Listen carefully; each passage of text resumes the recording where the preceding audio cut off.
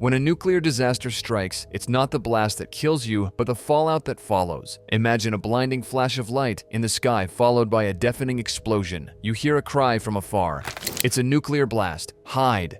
The loudness of the exposure indicates that the blast must have caused immense damage. But do you know that the aftermath can be even more scary? You have just experienced the loudest explosion of your life, and now there are cries that despite having survived the blast, your countdown to death has begun. How will you survive this nightmare? Or will you slowly fade away in the deadly rain of radioactive particles? The questions may seem overwhelming, but don't worry, we are here to answer your questions. By the end of this video, you will be ready to survive the next nuclear fallout. To begin with, you need to know what exactly is a nuclear fallout. A nuclear fallout is a result of a nuclear explosion. When a nuclear bomb blows up, it releases an immense amount of energy into the atmosphere. That energy can be in the form of heat, light, and radiation. Then a mushroom cloud is formed that carries the radioactive particles. With wind currents, the radioactive particles can be carried over vast distances until eventually they settle back to the ground in a fallout. The radioactive particles mainly include isotopes like cesium-137, iodine-131, and strontium-90, which can be really hazardous to human health.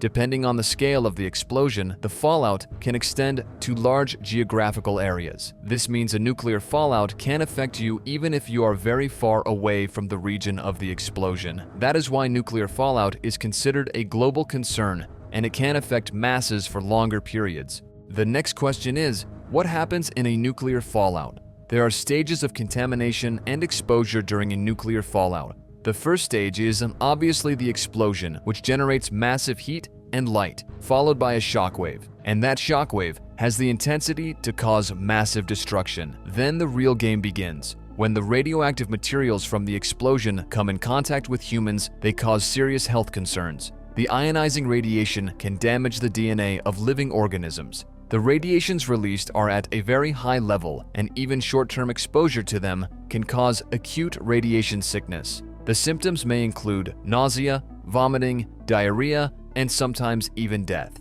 Long-term exposure to low levels of radiation can cause irreparable damage. It can increase the risk of cancer, cause genetic mutations, and can even reduce life expectancy. Now you must be wondering why a nuclear fallout occurs. There can be two reasons behind a nuclear fallout. One is planned and the other is unplanned. The number one reason for a nuclear fallout is the detonation of a nuclear weapon. When a nuclear bomb blows up, it can release immense amounts of energy and radiation, which can result in a deadly fallout. That is why the use of nuclear weapons in warfare comes with a lot of ethical concerns. The other reason is accidents in a nuclear power plant. Many countries have nuclear power plants to meet the high electricity demand. However, accidents can occur which can result in a catastrophic explosion. These accidents may not be deliberate, but they still cause the same effects as a planned nuclear explosion. Risks of a fallout. The risks of a fallout are numerous, including health concerns, environmental concerns, and economic disruption. As we explained earlier, there are both short-term and long-term health effects of a nuclear fallout. It can cause genetic mutations and birth defects, and hence, the effects can be carried on in generations. Radioactive particles take centuries to decay, and once they settle into the environment, it can take longer than you imagine for their side effects to go away completely. The contamination of the ecosystem can affect agriculture and wildlife and can even make larger areas uninhabitable. A nuclear explosion can make the economy suffer as well. The destruction of infrastructure can cripple the economy of affected areas. Environmental problems can cause food and water shortages, which will also directly affect the economy. Moreover, the cost of decontamination and cleanup can be huge. Hence, it can take months, even years to recover from a nuclear explosion. Now that you have understood the severity of a nuclear fallout, here's your ultimate guide on how to survive a fallout. Surviving a nuclear fallout requires immediate action, careful planning, and access to essential resources. Shelter.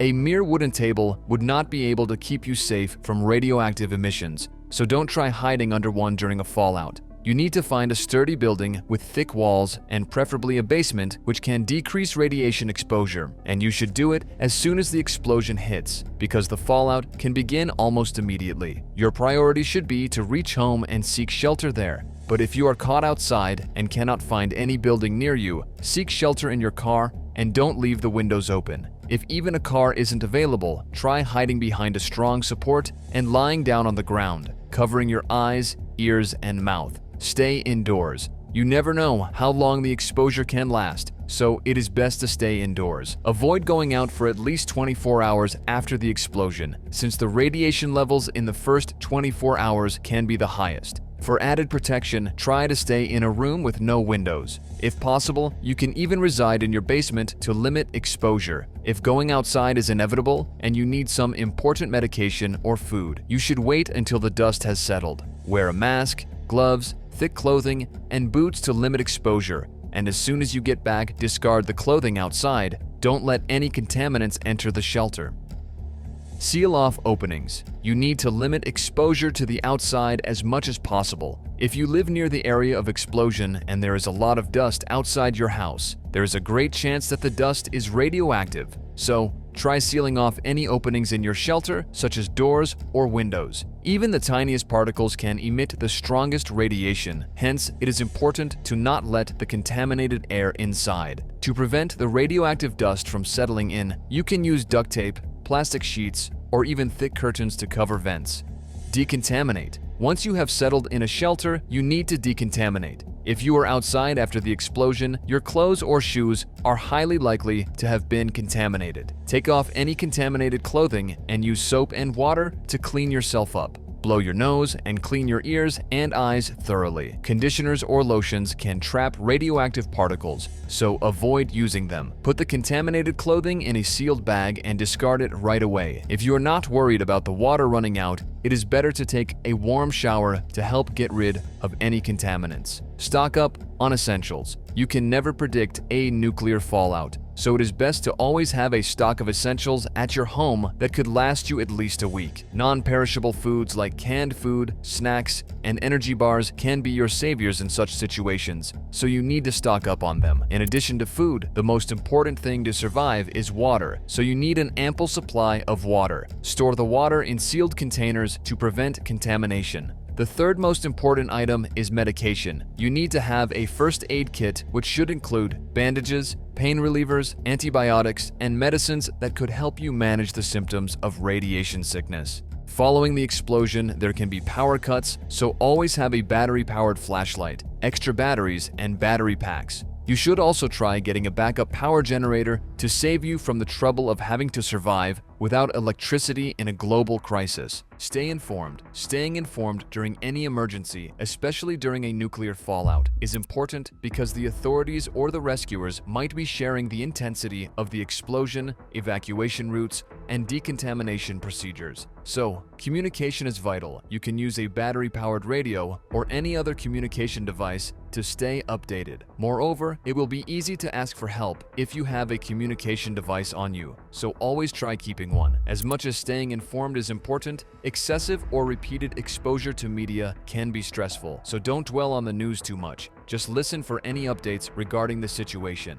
Prepare for long-term survival. As we explained earlier, a nuclear fallout does not have a time limit. It can go up to days, weeks, or even months, depending on the intensity of the explosion and weather conditions.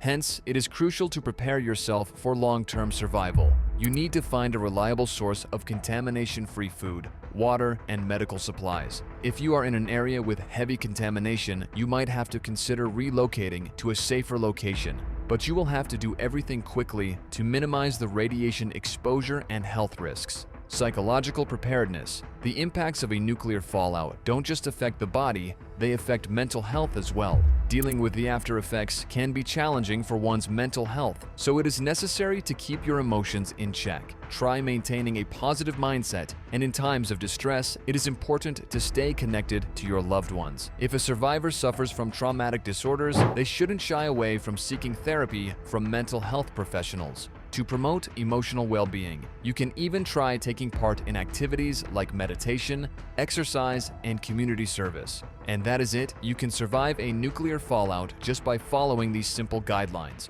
You just need to limit exposure to radioactive particles, stock up on essentials, and be mentally prepared for a long-term lockdown. and you will be good. As deadly as it might seem, it is not impossible to survive a nuclear fallout. There are survivors who made it out of a nuclear attack unscathed. For example, Akiko Takakura survived the Hiroshima explosion despite just being 300 meters away from ground zero. Another example is Eizo Nomura, who stood even closer to the hypocenter. He was just 150 meters away from it, and yet he survived and lived well up to his 80s. These two are your hope that even if you are standing in a close radius of a nuclear explosion, there are chances that you might survive. So stop worrying and chill out. If you follow the guidelines provided, you will hopefully be safe. Plus, you get to tell your kids how you survived a nuclear fallout. Wouldn't that be thrilling? Alright then, that was it from today's video. Now, you are ready to survive the next nuclear fallout. If you have any more tips and tricks, feel free to share in the comments below. Don't forget to like and share. For more such informative videos, don't forget to subscribe to our channel, and we will catch you in the next one. Till then, stay explosion-free.